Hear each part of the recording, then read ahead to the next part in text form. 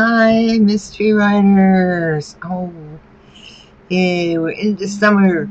Anyway, today I want to talk about working with your characters and building a deep character background, but with a specific focus in mind, and that is using your characters to build reversals in your story. All right. Um, Challenging your protagonist, your detective, with obstacles adds intrigue, and every time there's a challenge, you engage your reader. They want to find out what's going to happen next. So, reversals start when what appears to be one thing turns into something else, and it's bigger than what your protagonist thought and what your reader thought, of course. So the reversals are great obstacles to throw at your protagonist. So just when the reader thinks they know, right, a reversal twists the story all around, and the protagonist experiences an unexpected challenge. So reversals are really important to keeping your readers engaged and wondering what's going to happen next, which is what we want them to do to keep reading our stories. And the mystery genre is based on a plot structure leading your protagonist to unveiling the truth, and that truth is the villain who committed the crime. Right? That's why they get that "who done it" title. But the reversals in your plot don't need to be just plot, right? You can use character traits and personalities to trigger reversals, and these feel very organic to the story when you do that.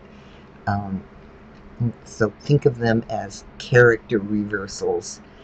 Action stories often have physical reversals, such as a helicopter crash just when the hero is off to catch the bad guy. But character reversals imbue an emotional punch to any story genre, and they certainly do for mysteries. So, setting up character reversals takes a deep, deep knowledge of your characters. You need that deep understanding of weaknesses and masks that your characters put up to hide what they're really thinking. Um, so let's look at a couple of examples. A woman is in control of her mate, of her. I can't talk. A woman is in control, usually in male female relationships, and then she falls in love. The relationship works for a while, but he leaves and she becomes devastated. And despite her seeming control over this kind of situation, she's unable to function well and in real world living.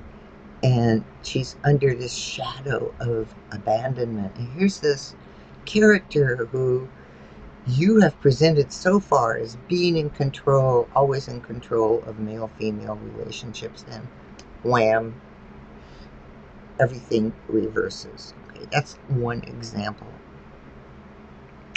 Another example, I'm just giving you these examples so you can think about which characters in your story can present a reversal in your story.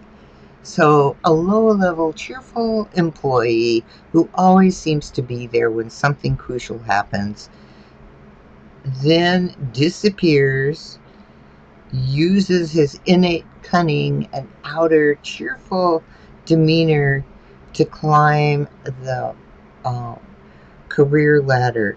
He ends up at the top by manipulating everyone on his way up, uh, even though he seems like an unassuming, cheerful employee. I actually saw a mystery with a character like that just a couple of weeks ago. I can't remember which one it was, so sorry. But anyway, that's another example.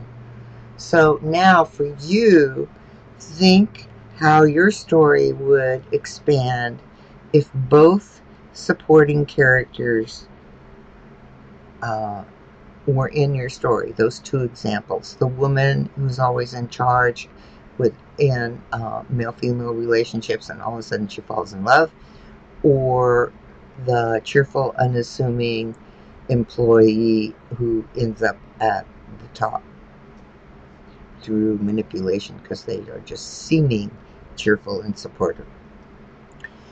Is there a way either one of these characters could work in your story? And you don't have to do this. I just want you to start thinking about ways you can create reversals in your story.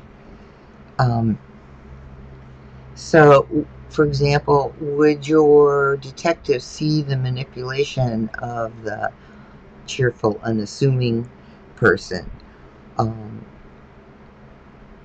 will she triumph over the devastated woman by winning the man of her dreams?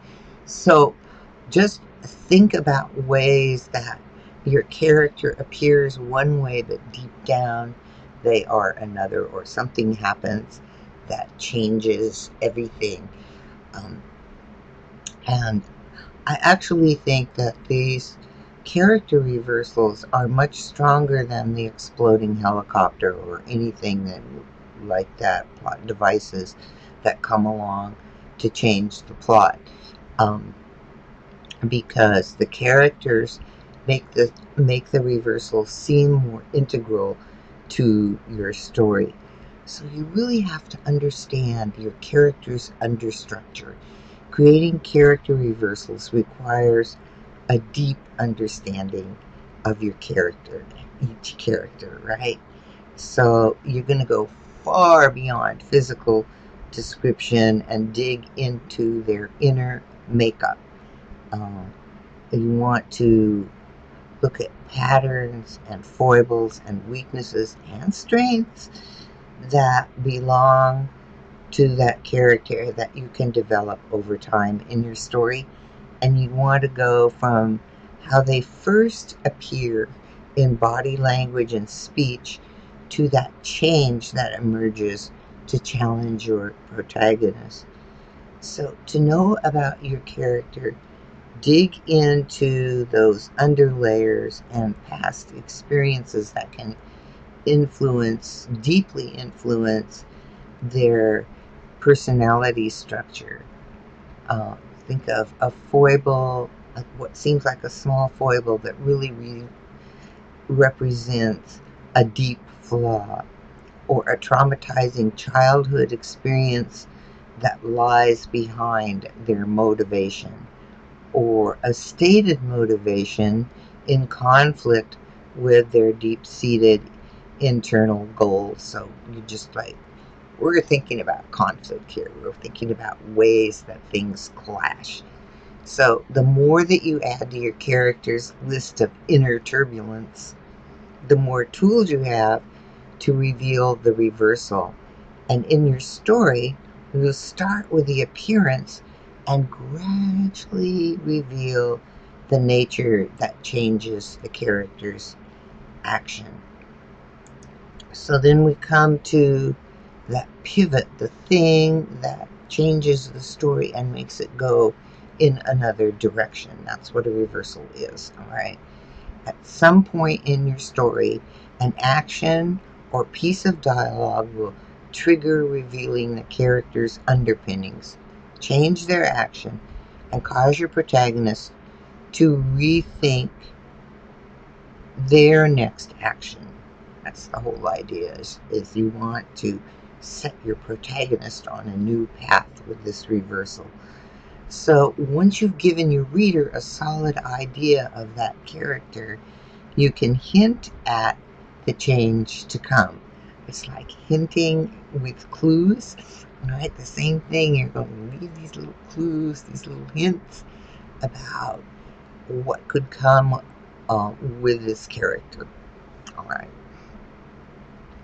To make the story reversal integral, you want to drop small hints early in Act 2 in the 4-act structure. Um, so you use small clues that the reader and your protagonist may overlook, right? A gesture, a glance, a comment that doesn't quite fit, but it's going to fit later when you reveal this big reversal. So you build on the character's underlying change so that by the time you are past the midpoint, these their base character creates an obstacle for your protagonist, because Act 3, after the midpoint, is just one obstacle after another piling on to your protagonist. So take your reader on the ride as you complicate the characters around your protagonist. You create problems. That's it. So, obstacles are the meat of challenging your protagonist, and using character reversals challenges your hero to strive to reach their goal. Um, a novel length story provides ample space, ample space for you to challenge your protagonist with several character reversals. All right, you can use several characters to create these reversals. So essentially, give your hero a bumpy ride, and your readers will love this story.